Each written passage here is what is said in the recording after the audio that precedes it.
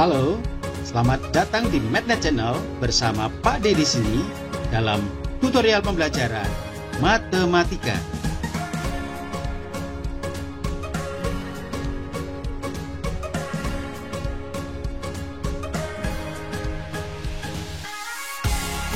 Matematika wajib untuk kelas 10 kali ini akan mempersembahkan tentang trigonometri. Materi yang akan disajikan adalah sudut depresi dan elevasi. Ini merupakan aplikasi trigonometri dalam kasus-kasus sehari-hari. Kalau ini adalah materi yang Anda cari, maka Anda sudah pada channel yang tepat. Selamat belajar.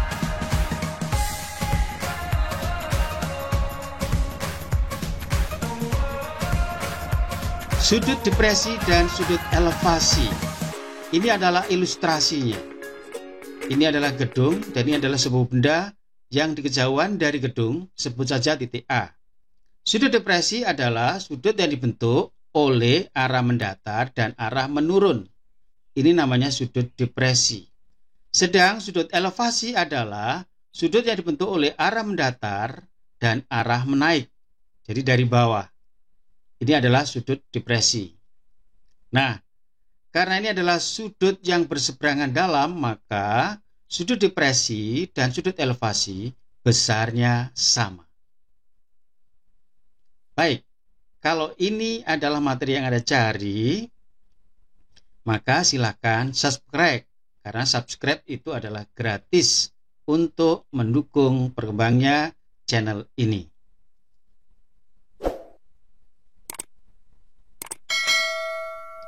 Contoh kasus yang pertama.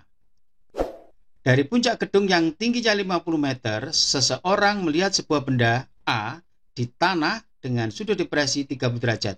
Tentukan jarak benda A terhadap kaki gedung. Nah, sekarang ilustrasinya adalah seperti ini. Ini gedung, ini benda. Kalau dilihat dari depresinya dari sini berarti ya, kita tahu bahwa sudut depresi dan sudut elevasi itu besarnya sama. Karena apa? Mereka adalah sudut yang berseberangan dalam. Nah, kita lihat segitiga yang bawah saja sekarang. Berarti kalau 30 derajat di sini, maka depannya adalah 50. Dan di samping sudut 30 derajat adalah X. Dari depan dan samping, maka kita tahu bahwa itu adalah tangen. Kita ambil tangen 30, sama dengan 50 per X. Sehingga X adalah 50 per tangen 30. Ya, ini sebenarnya adalah dengan perkalian silang ya. Kemudian tangen 30 adalah sepertiga akar 3. Kita sudah tahu ya. Oke. Kemudian kita nyatakan dalam pecahan biasa sehingga akar 3 per 3. Lalu kita tulis X adalah 50 kali 3 per akar 3. Jadi dibagi adalah dikalikan kebalikannya. Sehingga kita dapatkan 50 kali, nah ini dirasionalkan dulu ya. Sehingga kita dapatkan 3 akar 3 per 3. Dicoret 3-nya jadilah 50 akar 3.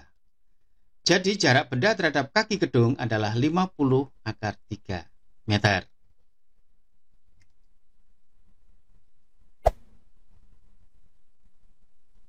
Berikutnya adalah contoh kasus yang kedua. Sebuah tangga disandarkan pada tembok. Antara tangga dan tanah membentuk sudut elevasi 60 derajat. Bila jarak antara tembok dan kaki tangga itu 5 meter, tentukan panjang tangga. Nah, ini adalah ilustrasinya. Ini tangga yang merah, ya. Kemudian ini tembok. Tembok tidak selalu seperti ini ya, bisa lebih tinggi lagi temboknya ya. Yang jelas antara tangga dan tanah, itu membentuk sudut elevasi ini. Jarak antara tembok ini dengan kaki tangga yang ini adalah 5 meter. Kita diminta untuk mencari panjang tangga. Nah, berarti yang ada adalah samping dan miring. Sampingnya 5, miringnya X. Sehingga kita menggunakan fungsi cos, ya. Cos sami, samping miring, gitu ya. Samping per miring 5 per X, maka X adalah 5 per cos 60 derajat. Kita gunakan pedoman kalau variabelnya itu di bawah, maka bentuknya pembagian ya. Cos 60 adalah setengah, maka 5 kali 2 per 1 sama dengan 10. Jadi panjang tangga adalah 10 meter. Udah kan ya?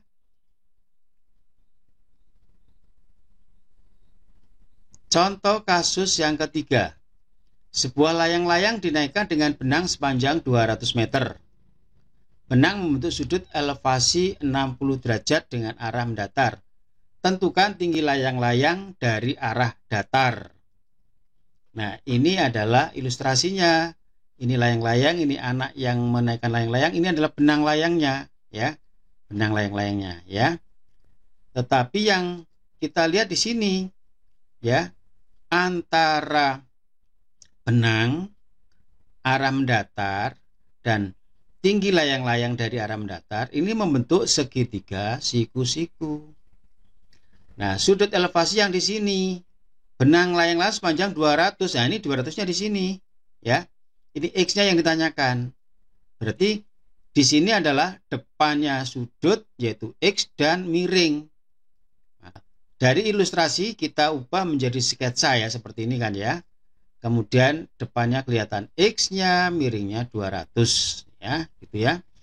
Baik, dari sini maka demi berarti sin demi. Sin 60 adalah X per 200. Karena X-nya di atas maka bentuknya perkalian. 200 kali sin 60. Berapakah sin 60? Setengah akar 3. Ini harus hafal loh ya. Kemudian hasilnya adalah 100 akar 3. Jadi tinggi layang-layang dari arah datar adalah 100 akar 3. Kita lihat ya. Nah, di sini. Ini X-nya ini sampai di arah datar, ini arah datar ya. Itu 100 akar 3. Sekarang andaikan ya, jarak arah datar dengan tanah itu 1,5 meter arah datar dengan tanah ini tanah ya. Jadi misalnya ini adalah 1,5. Berapakah tinggi layang-layang dari tanah? Sekarang pertanyaannya layang-layang dari tanah itu berapa? Ya tinggal menambahkan saja ya. Jadi tinggi layang-layang dari tanah adalah ini tadi 100 akar 3 ditambah 1,5 meter ya. Jadi dalam kasus ini bisa saja yang ditanyakan adalah tinggi layang-layang dari arah datar atau tinggi layang-layang dari tanah. Kalau tinggi layang-layang dari tanah kita harus mengetahui berarti ini ya ada jarak antara arah datar dengan tanah ini harus diketahui ya. Ini harus dicari itu ya.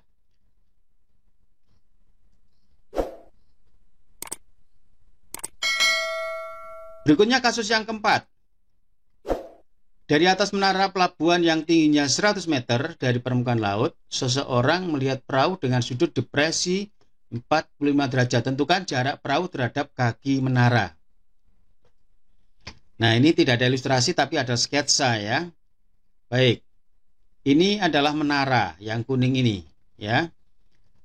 Tingginya 100, kemudian perahunya di sini ya. Ya, ini perahunya di sini, maka seorang yang di puncak menara melihat depresinya kan ini berarti ya. Ini adalah 45. Nah, kalau sudut depresinya 45, kita lihat di sini. Ini arah mendatar, jarak antara perahu dengan kaki menara itu adalah D. Maka D dengan ke atas ini membentuk sudut elevasi. Elevasinya pasti sama dengan depresinya ya. Baik, sekarang kita fokus ke segitiga yang bawah ini. Di depan sudutnya itu adalah 100, di sampingnya adalah D ya. Miringnya tidak diketahui jadi nggak usah diperhatikan. Cukup D dengan sa. Desa maka tan ya. Tan 45 derajat adalah 100 per D. Nah, D ini di bawah berarti pembagian ya. 100 per tan 45. Tan 45 itu adalah 1, maka sama dengan 100. Jadi jarak perahu terhadap kaki menara adalah 100 meter ya. Mudah.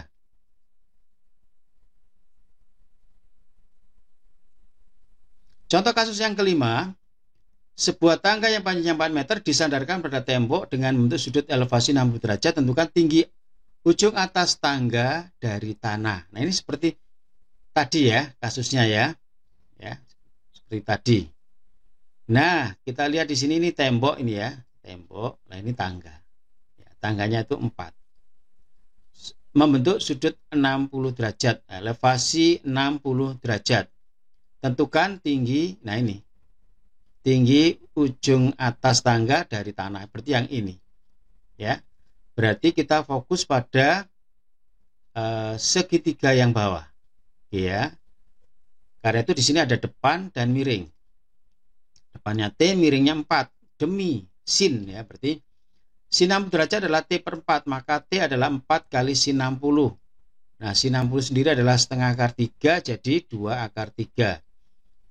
Jadi tinggi ujung atas tangga dari tanah adalah 2 akar 3 meter.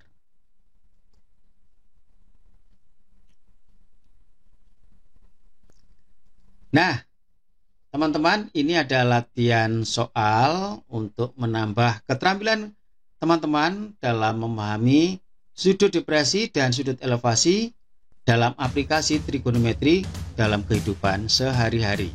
Kalau ini adalah merupakan materi yang sungguh bermanfaat bagi Anda, maka silahkan subscribe, like, share, dan komen untuk mendukung berkembangnya MathNet Channel. Terima kasih sudah menonton. Salam sukses.